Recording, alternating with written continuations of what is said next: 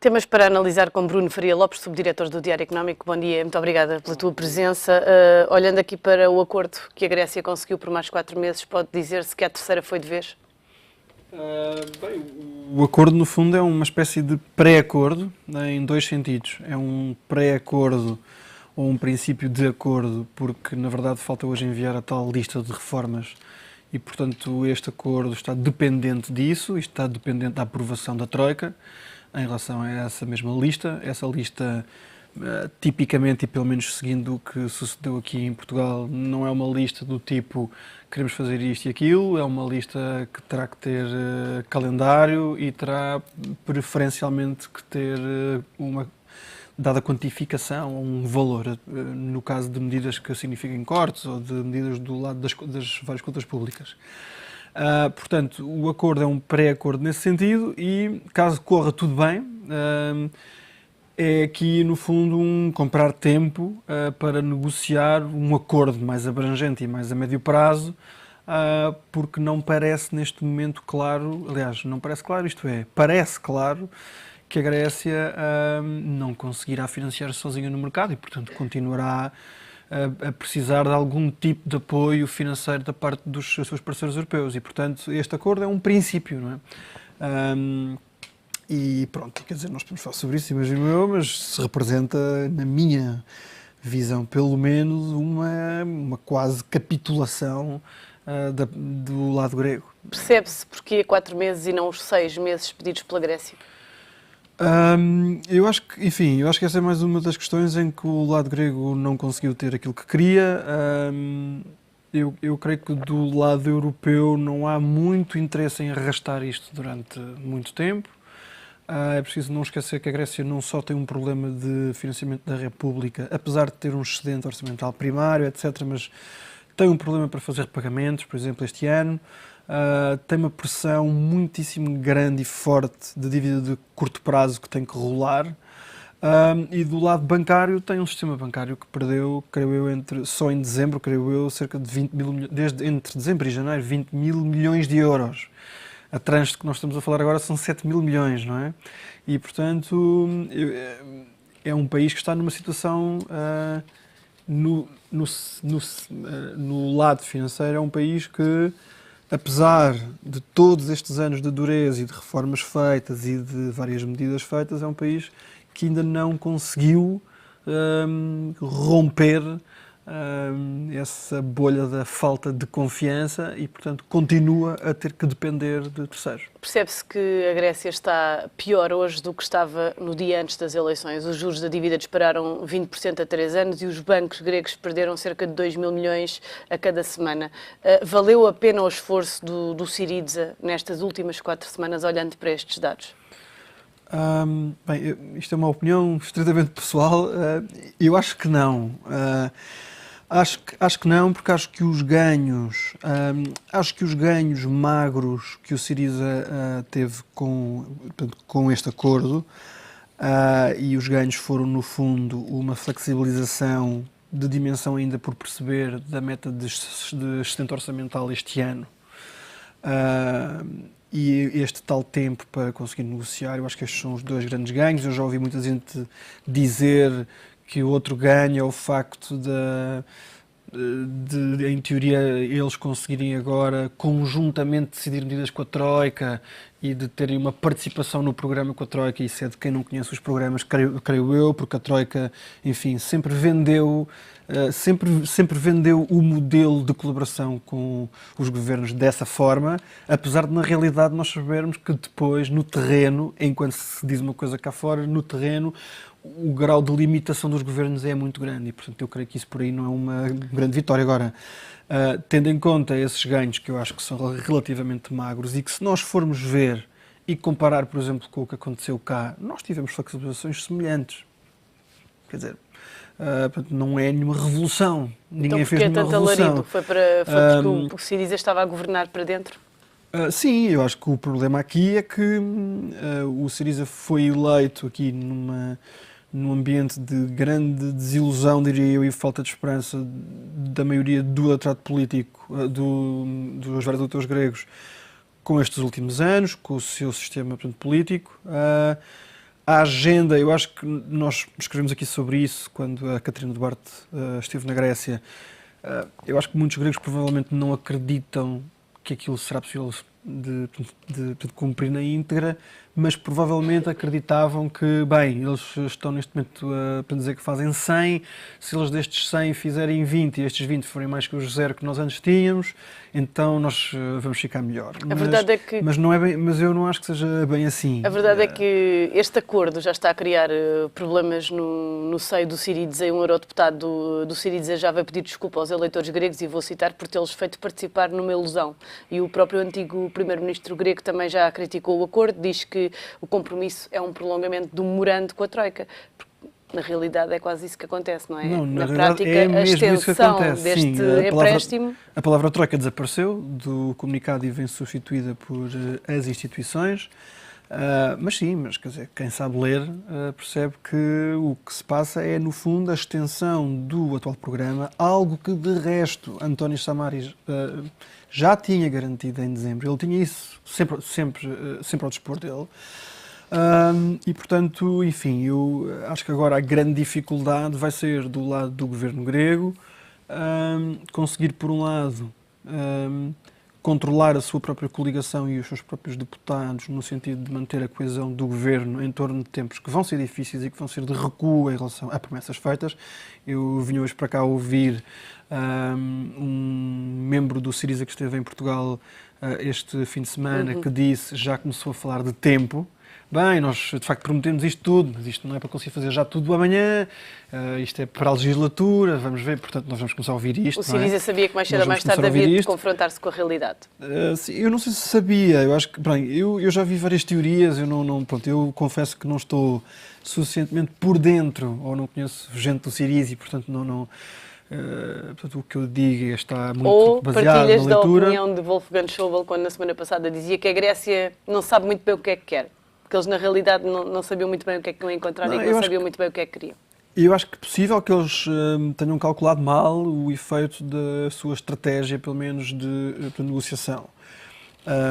Na Europa, e isto foi visível nestes últimos anos, eu digo isto sem qualquer tipo de agrado, porque eu acho que a Grécia merecia ter aqui um tipo de tratamento diferente. O problema é que um governo grego, que é de facto eleito, cujo primeiro ato oficial do seu primeiro-ministro é ir pôr flores numa campa de resistentes comunistas contra a ocupação nazi, que desafia abertamente, de uma forma às vezes muito cordata, de outra forma bastante hostil, todo o establishment europeu, e que não está ainda por cima em condições de fazer isso. É que a Grécia não está em condições de fazer isso. Eu não acho muito inteligente isso. Foi uma posição da afronta. Eu acho que o problema é que isso retira margem. Isso retira margem aos governos que eventualmente poderiam ceder aqui e ali, embora eu acho que a vontade seja muito pouca, enfim, do mesmo isso de barato. Mas isso endurece ainda mais a posição dos eleitorados desses mesmos países, onde também há democracias, não é só na Grécia que há mesmo democracia, e retira muita margem a esses governos para cederem. E nós vimos isto na semana passada, como a imprensa alemã apoiou 100% a posição do Ministro das Finanças alemão, como as sondagens davam esmagador apoio à posição duríssima de Wolfgang Schäuble. E, portanto, eu acho que nesse sentido, sinceramente, não foi muito inteligente. Agora, eu também já li, enfim, já tenho visto algumas interpretações de que, no fundo, a Grécia sabe que mais tarde ou mais cedo vai ter que sair no euro. Vai ter que sair. Eu não sei... Enfim, não sei da razoabilidade disso. Neste momento o Syriza não tem mandato para fazer isso. A maior parte dos gregos quer medidas diferentes ou quer uma relação diferente com a Europa, mas quer estar na Europa. E, portanto, enquanto esse peso existir, enquanto o eleitorado grego quiser isso, o Syriza não tem qualquer condição. E, portanto, só se cair numa estratégia de vitimização, a dizer, bem, nós tentamos, eles não querem, mas isso não me parece muito viável. Esta posição a que assistimos de intransigência por parte da Alemanha ao longo destas últimas semanas teve só a ver com o facto de não estar a gostar muito da forma como a Grécia tem vindo a conduzir o processo, porque depois a Alemanha acabou por ceder. Tem só a ver com isso, ou não? Não, isto depois tem um lado político, não é, de leitura global. Portanto, isto é um governo, é a primeira vez que na zona euro há um governo de um partido não alinhado, não é? De um partido não mainstream. E eu acho que há aqui uma componente punitiva, há uma componente de aviso à navegação noutros países, também do Sul, com um cenário político cada vez mais fragmentado, em que os partidos do centro estão bastante fragilizados.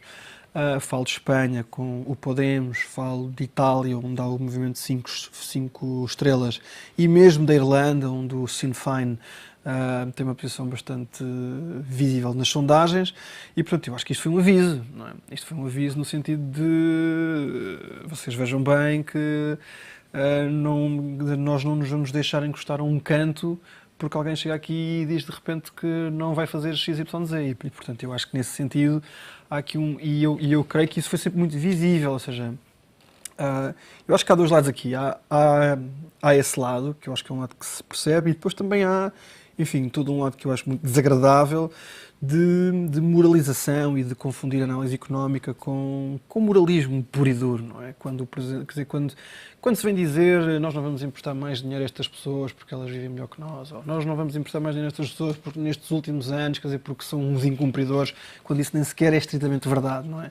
E, portanto, creio que ainda continua a haver muita conversa política que não tem bem a ver com a análise económica ou com a análise daquilo que aconteceu realmente na Grécia. E, portanto, ou seja, há duas coisas, não é? Há um lado de aviso a esses vários movimentos, ou aos vários eleitorados, mas depois eu acho que há um lado que nós vemos desde o início da crise, desde 2010, e que ainda não acabou, que é este lado de excessivo moralismo e de total falta de confiança, neste caso, total falta de confiança na Grécia, sendo que eu acho que o Syriza, na verdade, veio agravar isto. É irónico dizer isto, porque, de facto, a Grécia pode queixar-se de...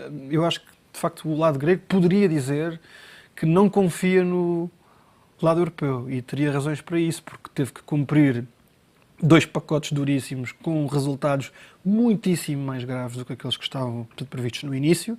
Eu recordo que no início a taxa de desemprego, o pico previsto no primeiro resgate era 15%. Esteve próxima dos 30%. 15% esteve quase em 30%. E, portanto, e por outro lado, porque, por exemplo, promessas feitas no Eurogrupo de 2012, em que quando a Grécia tivesse um excedente orçamental primário teria uma extensão de prazos ou teria uma melhoria, nada disso, quer dizer, isso foi vendido agora, durante estas últimas semanas, como se fosse uma cedência. E não é uma cedência, é uma promessa feita. Até porque, olhando para os dados, a Grécia teve mais reformas e teve mais austeridade do que Portugal e portou-se melhor. Sim, estava numa situação pior, não é? Estava numa situação pior. E, portanto, teve que fazer mais e, de facto, eu acho que há uma noção de que os gregos não fizeram nada que não corresponde à verdade, não é? E, portanto, agora... isto é difícil analisar isto não é, ou seja, nada disto é preto e branco, não é? E, portanto, isso vem dar razão a Jean-Claude Juncker e às críticas que fez na semana passada? Não, sobre isso gostava de separar o homem da substância, não é? Eu acho que é de uma hipocrisia à prova de bala vir dizer que a Troika, vir dizer com aquele ar bastante arrependido que a Troika feriu a dignidade dos povos, etc. Jean-Claude Juncker não era da Troika, mas era presidente do Eurogrupo, este mesmo órgão onde acabou de ser feito este acordo na sexta-feira. Teve participação direta em todos os momentos que, de facto, envolveram resgates. E, portanto, eu acho que é preciso muita lata para vir dizer isso agora, aproveitando aqui um contexto político mais favorável em que ele, se calhar, quer uma aproximação ao lado grego. E sublinhando ainda que no acordo de sexta-feira passada a palavra troika desapareceu, vem as instituições, num parágrafo lá Voltamos a ter aqui uma questão de semântica? Sim, num certo parágrafo do meio vem o Banco Central Europeu e vem o Fundo Monetário Internacional. A Comissão Europeia não aparece em lado nenhum, vem bem escondidinha, está muito bem escondidinha, lá na parte em que diz instituições europeias. E, portanto, eu só posso concluir que a Comissão Juncker vai continuar a pecar contra a dignidade dos gregos, não é? Porque vai continuar na Troika e porque a Troika vai continuar na Grécia. Mas parece portanto, que... Não me parece, ou seja, esse lado político parece muito infeliz do lado dele. Sobre a substância, que é outra coisa provavelmente mais importante, eu concordo, eu acho que estes países, Portugal a espaços, na Grécia de uma forma mais visível, talvez na Irlanda, eu acho que sim, eu acho que nós tivemos em muitos casos a nossa dignidade coletiva beliscada. Passos Coelho usando diz aqui que a não. palavra. Passos Coelho diz que não, porque Passos Coelho tem um problema com isto, não é? Porque o governo, desde 2011, que optou por puxar para si a propriedade do programa, por não dizer que o programa era destes senhores, não, é nosso. O governo fez isso numa circunstância muitíssimo difícil, há que valorizar isso. 2011 não é 2015. Fez isso numa fase em que o futuro da Europa estava completamente em aberto. Fez isso numa fase em que não havia mecanismos europeus para nada. Fez isso numa fase em que Portugal era vilipendiado na imprensa internacional todos os dias e em que não havia credibilidade. E, portanto, eu acho que, nesse sentido, eu acho que o governo português fez bem. Agora, fez bem, mas este fez bem é o menor dos males, não é? E o problema aqui é que, ao fazer isso do ponto de vista externo, à medida que o programa foi gerando desvios e medidas cada vez mais duras que não estariam de facto nas cartas, isso teve um preço interno cada vez maior. E, portanto, por isso é que o programa... Portanto, daí ser impossível agora vir dizer nós que dissemos que isto era nosso, agora não vamos dizer que isto não é nosso, não é? E, portanto, eu acho que é uma posição de coerência, não há grande margem para o Primeiro-Ministro dizer E as outra coisa. críticas à colagem de Portugal à Alemanha neste Eurogrupo? Bem, eu acho que Portugal, eu acho que Portugal faz bem em cavar uma distância prudente em relação à Grécia, sobretudo porque eu acho que estava mais ou menos na cara que o governo grego se iria estampar e, portanto, enfim. Agora, entre esse distanciamento prudente e aqui uma linha ostensivamente dura, eu creio que isso poderia ter sido evitado. E eu acho que o governo, é porque eu não vejo que nós estejamos hoje na mesma situação de 2011, lá está, não é? Ou seja, eu não vejo que o governo hoje tenha que fazer o mesmo filme. Portugal tem acesso a financiamento recorde no mercado, preços baixíssimos como nós nunca tivemos. Eu creio que não há contágio, quer dizer, neste momento não se vê contágio nenhum entre Grécia e nós, embora haja um risco, mas enfim. Neste caso, o governo português nem sequer tem um Podemos cá dentro, nem sequer há uma força desse género para ter que conter. E, portanto, eu creio que foi um erro eu acho que foi um erro de cálculo, porque lá está, essa estratégia de 2011 gerou um preço interno grande que o governo nunca conseguiu explicar muito bem ou nunca conseguiu resolver, que é a ideia de subjugação. E nós sentimos isso, não é preciso vir-nos dizer, não é? E eu acho que ninguém gosta disso, ninguém à direita, ninguém à esquerda, ninguém ao centro. E eu acho que é um erro de leitura vir colar o país a uma linha tão dura.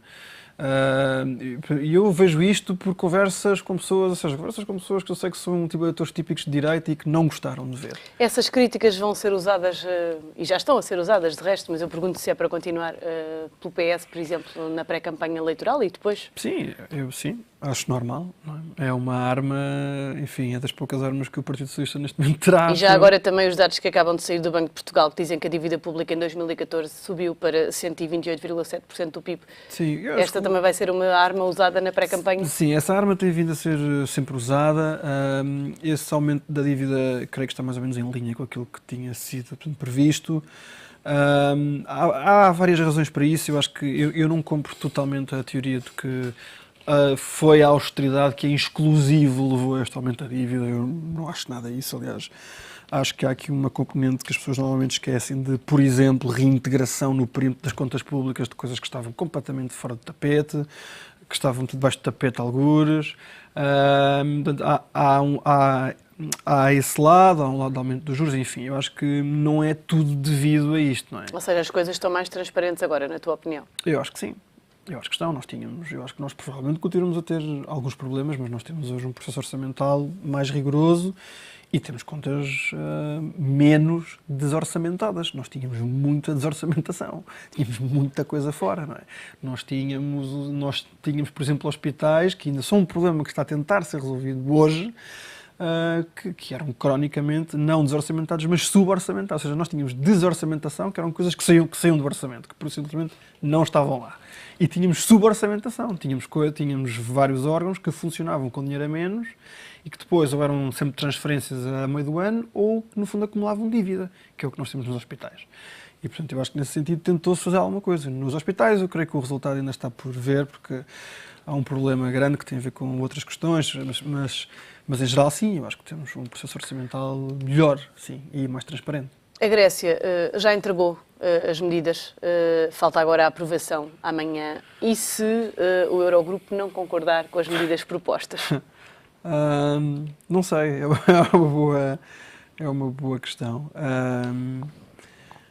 Não sei, se o Eurogrupo não concordar, eu vou especular aqui um bocado. Eu acho que provavelmente o que terá a ser feito vai ser mais uma reunião de emergência. Eu acho que vai ter que ser uma questão feita de forma muito rápida, porque nós vamos, enfim, lá está, voltando ao início, a Grécia está numa posição muito frágil. Precisa de dinheiro já no final do mês. Precisa de dinheiro no final do mês e, sobretudo, eu acho que há um sinal de estancamento deste sentimento de urgência que tem que ser dado, sobretudo para os gregos que estão a tirar dinheiro em massa dos seus bancos, não é?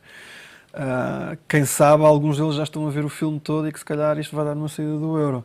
E, portanto, nesse sentido, não há muito tempo a perder. E, portanto, se houver um não, é uma situação que vai agravar a crise financeira grega e eu acho que vai ter que ditar aqui uma reaproximação, enfim, vai ter que ditar uma espécie de, não um novo acordo, mas uma nova cedência, e eu diria que será sempre do lado grego. E se houver sim, duas perguntas. Por um lado, se esta era a resposta solidária da Europa em relação à Grécia, e depois, se houver sim, se de facto este acordo é positivo para a Europa como um todo. Sim, eu acho que eu gostaria de ver um acordo que...